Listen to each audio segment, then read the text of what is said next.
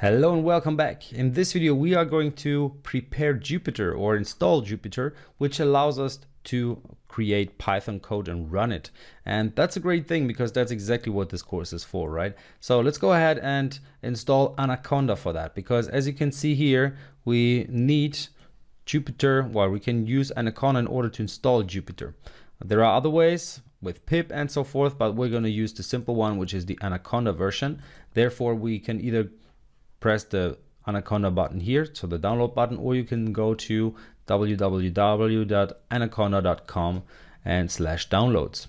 And there you will find this screen here where you can simply go ahead and install the Python version 3.6, because that's the one that we're going to work with. And here, as you can see, it's available on the three main operating systems: Windows, Mac OS, and Linux.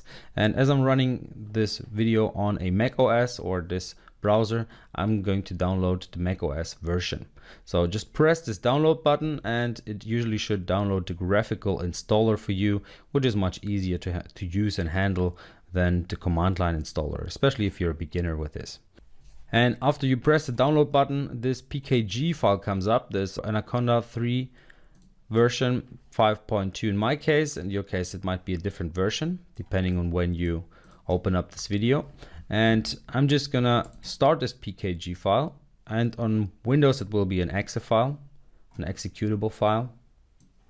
And in my case it says we'll run a program to determine if the software can be installed. That's a great thing. Let's continue, and then we can simply press continue multiple times. We can read through all the important information here. That's always good. Then just continue. Then you should read through the end user license agreement and press continue once you read it and you agree with it. It's important to read the license in order to understand what you're agreeing with, right? So once you're done, let's press the agree button. And as you can see, it will take up 2.17 gigabyte in my case. Maybe it's a little more or less depending on the version you're installing. You can change the install location if you want to use a different directory, but I'm just gonna leave the standard one and I'm gonna install. And that will take a little while as well. So I'm gonna cut the video to the point when it's done.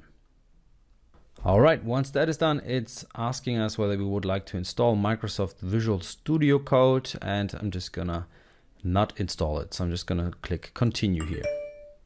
All right, once that is done, you can go ahead and share your notebooks and packages on Anaconda Cloud if you sign up there, and we might do that later on, but for now we're just gonna close the installer. And we can even move the installer file to trash, so let's just do that. All right, now the installation is done, so we can open up Anaconda, and you can simply enter Anaconda 3 with command space in Mac, or you can use the Windows key in order to search for Anaconda 3. And in my case, it's under the Anaconda folder or Anaconda 3, and there you'll find the Anaconda Navigator app. So once I click on that, it opens up and I can see this interface here, which is the Anaconda Navigator. And there you can use either Jupyter Lab in order to develop with Python, or you can use Jupyter Notebook. And that's the one that we're gonna use. You can of course check all of them out here. There are multiple tools that you can use in order to use Python. And the one that we will use mainly is going to be this Jupyter Notebook. So I'm just gonna launch that. And that will open up a browser tab, and that depends on the browser that you use. Preferably, in my case, it's Chrome. So it opens up this tab under localhost, and here you can see all the files on my PC. So I just press the desktop here, and you can just select the folder where you have downloaded your course material to.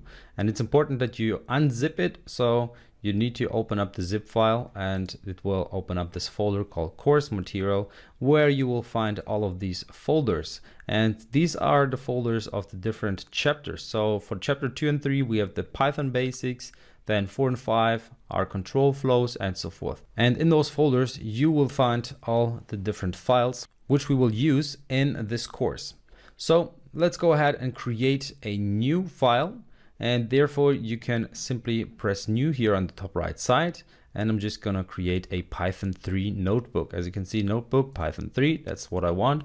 And that opens up a new tab in which I can now see my IDE, which is an integrated development environment, which allows me to run code and execute it quite easily. So what we have here is, first of all, a bunch of settings and options to choose from, then plenty of buttons, which we are going to use step by step. And then we have these cells. So in this case, we have only one cell and I can enter my code in here. So I can enter Python code in here and execute that. So let's start with a very basic, simple hello world example. Therefore, I enter print, then brackets, and in quotation marks, I enter the code that I would like to display, or the text that I would like to display. And in my case, that's just going to be hello world. So I'm just going to display hello world onto my console. And that means that as soon as I execute the code, so as soon as I run the code, I'm going to get this hello world printed onto my console. And that's why Jupyter Notebook is such a great tool, because you can enter your code in a cell, and just below the cell you see the output of that code. So in our case, it's just this little text which says hello world. So now we created our very first Python code, which simply prints a specific text onto the console. And of course, we're going to use much more complex examples in the future, and we're going to create much more complex code. But that's a great starting point, and I'm very happy that I am the one to teach you Python. Thank you very much for that. And I hope you enjoyed the course, and I wish you all the best for your journey on the Python road. So see you in the next video.